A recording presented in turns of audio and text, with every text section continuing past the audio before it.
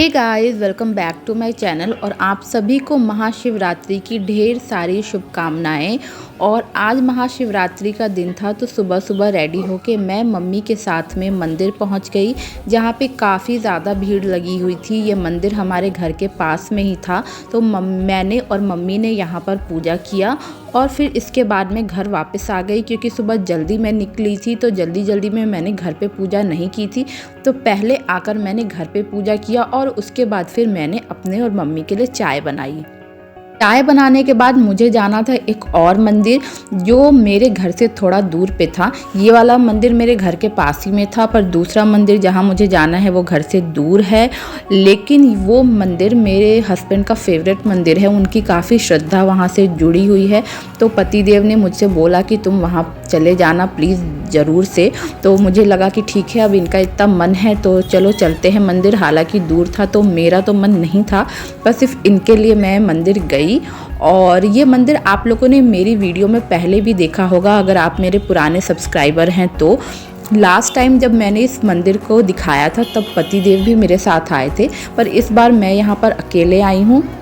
पर इस मंदिर में जितनी भीड़ है ना, उसको देख के आप समझ ही सकते हैं कि ये मंदिर कितना प्रसिद्ध है और लोगों में इस मंदिर के प्रति कितना विश्वास है। मतलब बहुत ही ज़्यादा भीड़ थी, आसपास के बहुत सारे लोग आए थे, तो मैं भी लाइन में लग गई और जैसे तैसे मंदिर के अंदर भी घुस गई। मंदिर के अंदर घुसी तो इतनी भीड़ थी ना कि मेरी तो आंखें ही फटी रह गई, पर जैसे तैसे मैंने दर्शन कर लिया। दर्शन करने के बाद बाहर निकलते वक्त मुझे मेरे हस्बैंड की मामी भी मिल गई। और जब हम लोग बाहर निकले तो हम लोगों ने देखा कि मंदिर के बाहर ये एक सपेरा बैठा था सांप को लेकर के। को देख के मामी जी खुश हो गई, क्योंकि मम्मी बताती हैं इनके घर में काफ़ी सांप निकलते थे, तो इनको सांपों से लगाव है मामी जी को। और मामी जी के साथ मैंने भी सांप के साथ काफ़ी अच्छा टाइम स्पेंड किया। बट जाते वक्त हम लोगों ने सपेरे को पैसे दिए और उससे बोला कि इसे जंगल में वापस छोड़ दे, इस तरीके से इसे कैद रखना ठीक नहीं है। पर पता नहीं सपेरा क्या करेगा, ये तो हम लोग को पता नहीं। तो लौटते टाइम तो मैं मामी जी के साथ ही लौट गई थी, मुझे ऑटो से लौटने की ज़रूरत नहीं पड़ी। और घर आके फिर मैंने फ्रूट्स काटे अपने और मम्मी के लिए, और फिर बैठ के हम दोनों सास बहू ने फ्रूट्स खाए। फ्रूट्स खाने के बाद अब मैं खाने की तैयारी करूंगी, जिसके लिए मैं आलू बॉईल करने जा रही हूं। और ये जो आप टोकरियां देख रहे हैं ना, इसको झाबा कहते हैं। और ये मेरी शादी में आया था, मेरी शादी में जो मिठाइयां आई थी ना, वो इन झाबों में ही करके आई थी। लगभग 15 झाबे मेरी शादी में आए थे। और शादी के 2-3 दिन बाद चौथ लेकर के आते हैं, शायद चौथ ही कहते हैं या क्या कहते हैं, मुझे ध्यान नहीं आ रहा है।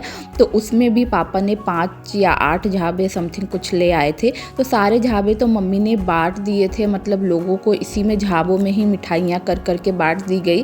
पर बड़ा डरते डरते जब उसमें पापा 3 दिन बाद जब लेके आए थे जो मिठाइयाँ, उसमें मैंने मम्मी से बोला कि मम्मी इसमें से मुझे 3 झाबे चाहिए, क्योंकि ये बड़े प्यारे लग रहे थे उस टाइम पे। इस समय तो वो झाबे पुराने हो गए थे, जब नए थे ना तो बहुत सुंदर लगते थे। तो मैंने उसमें से 3 झाबे रख लिए, जिसमें मैं आलू, प्याज और लहसुन रखती हूँ। 3 में से 1 झाबे का ढक्कन मेरा उड़ के गायब हो गया था, सो अब 2 ही झाबे बचे हैं जिसमें मैं आलू प्याज रखती हूँ। और ये अब भी काफ़ी अच्छे लगते हैं, पुराने होने की वजह से पहले जैसे तो नहीं दिखते हैं, पर ठीक है। और फिर इसके बाद से आलू वगैरह लेकर के मैंने अपनी सब्जी की तैयारी की, क्योंकि आज मैंने सोचा ना कि जो है व्रत के लिए आलू की सब्ज़ी बनाते हैं। और आज जो मैं आलू की सब्ज़ी बना रही हूँ, इन जनरल व्रत में खाई जाने वाली सब्ज़ी जो होती है वो भून के बनती है घी में। पर मैं उस तरह की सब्ज़ी नहीं बनाऊंगी, क्योंकि मेरी मम्मी का कोलेस्ट्रॉल, मतलब सासू माँ का कोलेस्ट्रॉल बढ़ जाता है, तो वो बहुत ज़्यादा ऑयल नहीं खाती हैं। इसलिए मम्मी ने मुझे बोला कि टमाटर डाल करके इसको बनाओ। तो इस तरीके से सब्ज़ी जब हम आलू की बनाएंगे ना, तो इसमें कम ऑयल लगेगा, या ऑयल भी आप जो भी यूज़ कर रहे हो वो कम मात्रा में लगेगा। काफ़ी कम क्वांटिटी में ऑयल यूज़ करके भी आप इस सब्ज़ी को काफ़ी टेस्टी बना सकते हैं। वो वैसे तो मैं इसको व्रत के लिए बना रही थी, तो मैंने घी ही यूज़ किया है यहाँ पर। साफ़ घी मैंने पूजा वाला घी ले आके यूज़ किया है। और इसके साथ ही मैंने ब्लिंकिट से टमाटर ख़त्म हो गया था, तो टमाटर, मिर्च और नमक वगैरह भी मंगाया, क्योंकि घर में ये चीज़ें थी तो व्रत में बिल्कुल साफ़ चीज़ें चाहिए होती थी इसलिए। और यहाँ पे मैं जीरे को धुल के छौंक लगा रही हूँ, क्योंकि व्रत में खाना था। और फिर बहुत ही सिंपल तरीके से आज मैं ये सब्ज़ी बना रही हूँ। सिर्फ मैंने इसमें हरी मिर्च डाली है, जीरा डाला है और टमाटर को ढक के मैं पका लूँगी। और फिर टमाटर को ढक के पकाने के बाद ना मैंने आलू पहले ही बॉईल करके रखे हुए हैं, उसको मैश करके, तो मैं इसमें वो आलू भी डाल दूँगी। जब तक टमाटर पक रहा है तब तक मैं यहाँ पे धनिया काट लूँगी, क्योंकि ठंड के दिन में ना कोई भी सब्ज़ी आप पका रहे हो उसमें धनिया डाल दीजिए तो फिर खाने का स्वाद ही बढ़ जाता है। तो मैंने फटाफट से यहाँ पे जब तक सब्ज़ी पक रही थी, सब्ज़ी क्या मतलब अभी तो मेरा टमाटर ही पक रहा है, तो मैंने यहाँ पे धनिया काट लिया। और जब तक मैंने धनिया काटा इतने देर में मेरा टमाटर भी पक के तैयार हो गया है। अब मैं इसमें आलू डाल करके इसे अच्छे से भून लूँगी। भूनने में आपको इसे ना बहुत ज़्यादा भूनने की ज़रूरत नहीं है। अगर आपको ग्रेवी नहीं लगाना है, थोड़ा सा आप इसको मतलब हल्का गीला गीला ही रखिए तो आपको ज़्यादा टेस्टी लगेगा ये खाने में। अदरवाइज़ ये बिल्कुल ऐसे ड्राई ड्राई सा हो जाएगा। तो मैंने थोड़ा कम ही भूना, अदरवाइज़ अगर मुझे इसमें रसा लगाना होता ना तो मैं इसको खूब अच्छे से भूनती। तो भूनने के बाद मैंने उसमें धनिया डाल दिया।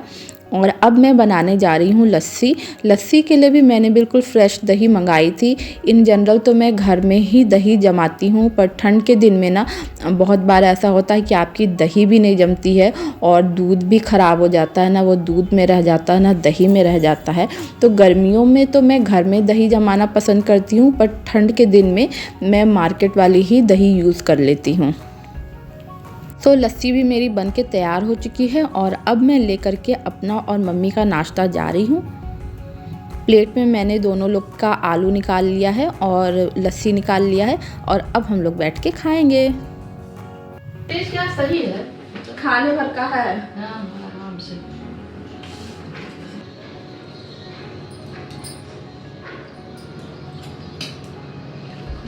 पता तो है ना,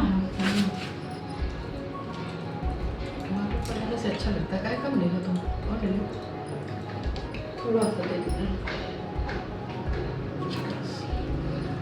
और ले लो। नहीं ये भी ठीक है ना।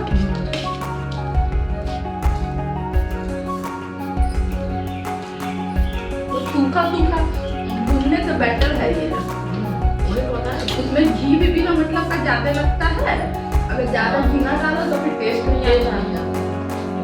ये टमाटर पड़ जाने से